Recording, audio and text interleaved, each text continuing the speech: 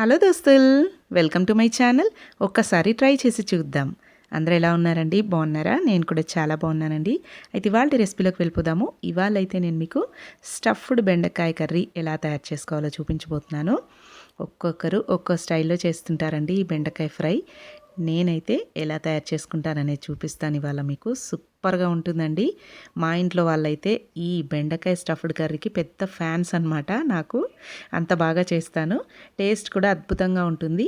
మంచిగా పప్పుచారు, రసం, సాంబార్, ఇలా టమాటా రసం, టమాటా చారు వీటిల్లోకి అయితే సైడ్ డిష్గా సూపర్గా ఉంటుంది.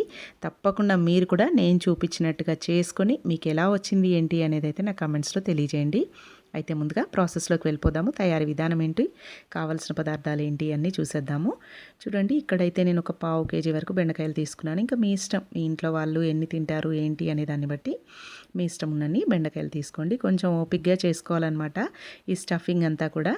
అందుకని ఇంకా ఎక్కువ క్వాంటిటీలో చేయలేము, కొన్ని మాత్రమే చేయగలుగుతాము. అయితే ముందుగా స్టవ్ మీద ఒక ప్యాన్ పెట్టేసుకొని వాటినైతే శుభ్రంగా వాష్ చేసుకొని ఒక జాలి దానిలోకి వేసి కాసేపు ఆరనివ్వండి, తడేమీ లేకుండా. ఈలోపు మనము స్టఫింగ్ కోసం ఈ మసాలా ప్రిపరేషన్ అంతా కూడా చేసుకుందాము. స్టవ్ మీద ప్యాన్ పెట్టేసుకొని అందులోకి 1 టేబుల్ స్పూన్ వరకు ఆయిల్ని యాడ్ చేసుకొని ఆయిల్ మంచిగా హీట్ అయిన తర్వాత ఒక 3 టేబుల్ స్పూన్ల వరకు పల్లీలను యాడ్ చేసుకోండి. 1 టీ స్పూన్ వరకు ధనియాలు, 1 టీ స్పూన్ జీలకర్ర, అలాగే ఒక 3 టీ స్పూన్స్ వరకు మినపప్పును కూడా వేసుకోవాలి. అలాగే ఒక 10 వరకు మెంతి గింజలు వేసుకోండి. ఎక్కువ అవసరం లేదు, ఒక 10 వేసుకోండి. ఎక్కువ వేస్తే చేదొచ్చేస్తుంది. కొన్ని వేసుకొని వీటన్నిటిని ఇలా కలుపుకుంటూ దోరగా ఫ్రై చేసుకోవాలి. మరి మాడనివ్వద్దండి, ఎర్రగా అవ్వనవసరం లేదు, లైట్గా ఫ్రై అయితే సరిపోతుంది. మాడిందంటే ఇంకా టేస్ట్ అంతా మారిపోతుంది. దగ్గరే ఉండి ఇలా కలుపుకుంటూ చూడండి. ఇలా కొంచెం ఎర్రగా అయిన తర్వాత ఇప్పుడు చివరిగా ఇందులోకి నువ్వులను అయితే యాడ్ చేస్తున్నాను. నువ్వులు ఒక 4 టీ స్పూన్లు వేసుకోండి. ఇవి చిన్నగా ఉంటాయి కాబట్టి కొంచెం ఎక్కువ క్వాంటిటీలో వేసుకోవాలి. ఇలా ఒక 4 టీ స్పూన్స్ వరకు నువ్వులను యాడ్ చేసుకొని ఇంకా నువ్వులు వేసిన తర్వాత ఎక్కువసేపు ఉంచాల్సిన అవసరం లేదండి, ఈ వేడికే అవి వేగిపోతాయి. ఇంకా స్టవ్ ఆఫ్ చేసుకోవచ్చు. ఇలా అంతా కూడా బాగా కలిపేసుకొని స్టవ్ ఆఫ్ చేసి ఇవన్నీ కూడా ఒక ప్లేట్లోకి తీసుకొని చల్లారబెట్టేసుకోవాలి.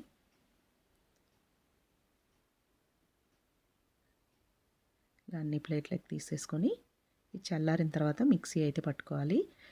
చూడండి, అదే ప్యాన్లోకి ఇంకొంచెం ఆయిల్ యాడ్ చేసుకోండి. ఒక టీ స్పూన్ వరకు ఆయిల్ యాడ్ చేసుకొని ఈ మనం తీసుకున్న మసాలాకి సరిపడినన్ని ఎండుమిర్చి అయితే తీసుకోండి. ఈ ఎండుమిర్చి కారాన్ని బట్టి వేసుకోవాలండి. మీరు తినే స్పైసీనెస్ని అలాగే ఎండుమిరపకాయల కారాన్ని బట్టి ఎన్ని పడతాయో చూసుకొని అన్ని యాడ్ చేసుకోండి. నేనైతే ఒక 10 వరకు ఎండుమిర్చిని, అవి కూడా లైట్గా ఫ్రై చేసుకోవాలి, అటు ఇటు కొంచెం క్రిస్పీగా అయ్యేంత వరకు.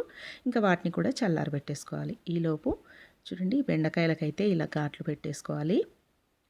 స్టఫ్ చేయాలి కాబట్టి మొత్తం చీల్చకుండా కొంచెం మధ్యలో వరకే ఘాటు పెట్టేసుకోవాలి. 2 వైపులా తొడిమలు కట్ చేసుకొని ఇలా మధ్యలో ఇలా ఘాటు పెట్టేసుకొని అన్నిటికీ ఇలానే పెట్టేసుకోవాలండి.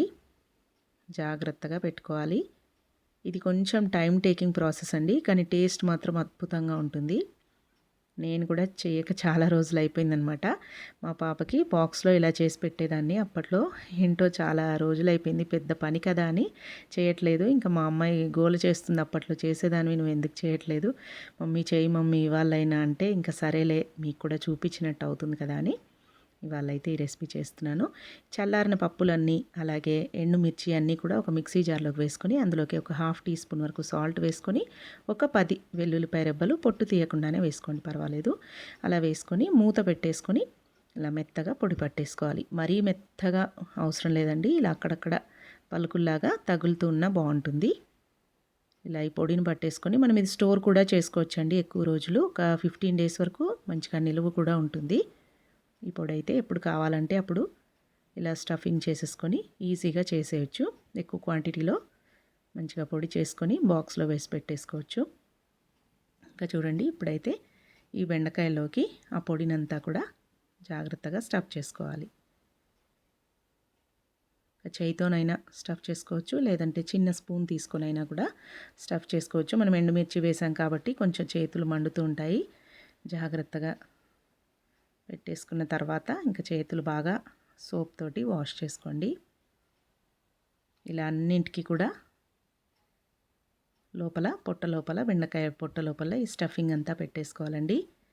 ఇంక ఇది కొద్దిగా టైం పడుతుంది కాబట్టి నేను వెళ్ళి కాసేపు అలా కూర్చొని ఇవన్నీ కూడా స్టఫ్ చేసి తీసుకొచ్చాను.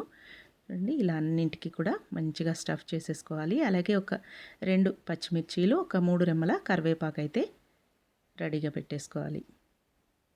ఇప్పుడు స్టవ్ మీద ఒక ప్యాన్ పెట్టేసుకోవాలి. చూడండి ఈ స్టఫింగ్ మనం అంతా స్టఫ్ చేసిన తర్వాత ఇంత పొడి మిగిలింది. ఇది మనం వేరే ఫ్రై కర్రీస్లో అయినా వాడుకోవచ్చండి.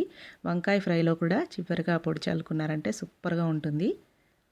ఎక్స్ట్రా పొడిని పక్కన పెట్టేసుకోవచ్చు. కొంచెం మనమైతే కూరలకు వాడతాము. చూడండి ఇప్పుడు స్టవ్ మీద ఒక కడాయి పెట్టేసుకొని అందులోకి 3 టేబుల్ స్పూన్ల వరకు ఆయిల్ని యాడ్ చేసుకొని ఆయిల్ బాగా హీట్ అయిన తర్వాత 1 టీ స్పూన్ వరకు ఆవాలు, అలాగే పచ్చిమిర్చి, కరివేపాకు కూడా యాడ్ చేసుకోవాలి. అవి కొంచెం ఫ్రై అయిన తర్వాత మనం స్టఫ్ చేసుకున్న బెండకాయలన్నీ కూడా వేసుకోవాలి. ఇలా ఇవన్నీ వేసుకొని జాగ్రత్తగా కలుపుకోవాలండి. విరగకుండా ఇలా సైడ్ వెంట మెల్లిమెల్లిగా కలుపుకుంటూ ఉండాలి. ఇవి 2 వైపులా మంచిగా ఫ్రై అయ్యేంత వరకు కూడా మధ్య మధ్యలో కలుపుకుంటూ మూత పెడుతూ తీస్తూ బాగా మగ్గించాలి. వీటిని అయితే ఎక్కువ టైం ఏమీ పట్టదండి, తొందరగానే వేగిపోతాయి బెండకాయలు కూడా. 1 టీ స్పూన్ వరకు సాల్ట్ని అయితే వేసుకోవాలి. మనము స్టఫింగ్లో వేసాం కాబట్టి మీద బెండకాయ చప్పగా ఉండకుండా మీద నుంచి కొంచెం సాల్ట్ వేసుకోవాలి. సరిపడినంత సాల్ట్ని యాడ్ చేసుకొని మళ్ళీ ఒకసారి అంతా కూడా ఇలా బాగా కలుపుకొని మూత పెట్టేసుకొని ఒక 5 మినిట్స్ పాటు మగ్గించాలి. ఒకదాని మీదికి ఒకటి రాకుండా ఇలా అన్నీ కూడా జరుపుకొని ఇంకా మూత పెట్టేసుకొని ఒక 5 మినిట్స్ పాటు మగ్గించండి. 5 మినిట్స్ తర్వాత మూత తీసుకొని ఇందులోకి కొంచెం పసుపునైతే యాడ్ చేసుకుందాము. 1/2 టీ స్పూన్ వరకు పసుపును వేసుకొని మళ్ళీ ఇదంతా కూడా బాగా కలిపేసుకోవాలి. మాడకుండా అప్పుడప్పుడు మధ్య మధ్యలో కలుపుకుంటూ చూసుకుంటూ ఉండాలి. ఉడికిందా లేదా అనేది చెక్ చేసుకుంటూ ఉండాలి.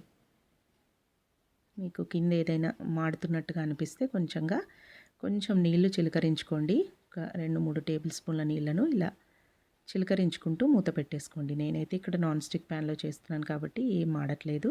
అలాగే దగ్గరే ఉండి చూసుకుంటూ ఉండాలి. మళ్ళీ మూత పెట్టేసుకొని ఇంకొక 5 మినిట్స్ పాటు ఉంచుకోండి.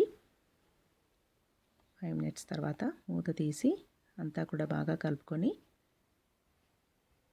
ఇంకా చెక్ చేసుకోండి ఉడికిందా లేదా అనేది. అయితే ఒక ముక్కను తీసుకొని చాక్తో కానీ ఏదైనా స్పూన్తో కానీ ఇలా నొక్కి చూసారంటే మెత్తగా ఉండాలన్నమాట ముక్క. అలా అయితేనే మనకి మెత్తగా లోపలంతా కూడా ఉడికినట్టు.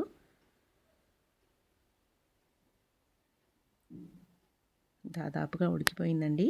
ఇంకొక 5 మినిట్స్ అలా ఉంచారంటే ఇంకా పూర్తిగా మగ్గిపోతుంది.